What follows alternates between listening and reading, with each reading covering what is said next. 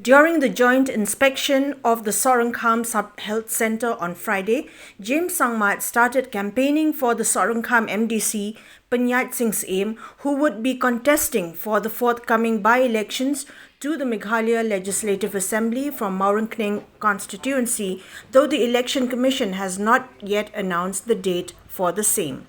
James Sangma reminded the public of the support and concern of their MDC towards problems faced by people of his constituency and the state.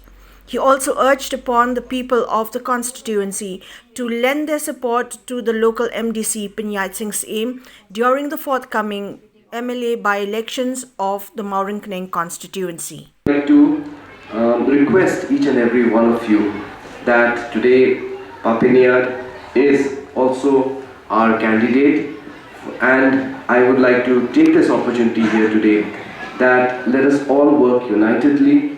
You all know that despite the various challenges that this government is facing, especially in light of COVID, especially because of the way that COVID has disrupted not just the lives of everybody, all the citizens, but also disrupted the way that governments function, the way that the economy has to adapt to all this situation, the way that students have had to adapt. So much of disruption has taken place.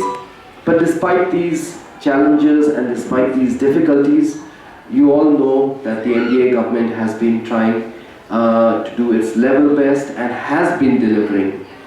My request to each and every one of you is, although the election has not yet been declared, but I may get an opportunity to meet you again or may not get an opportunity to meet you again. So therefore I would like to take this opportunity to request each and every one of you, let's all work together. Papiniyad needs no introduction. He is your local MDC. You know how hard he is working.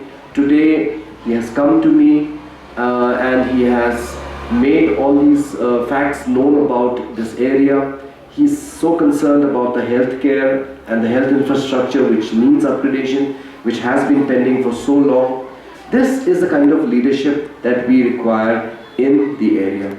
And this is the kind of leadership, if given a chance, will really be able to bring about change and will be able to really change many things which require change right now in your constituency.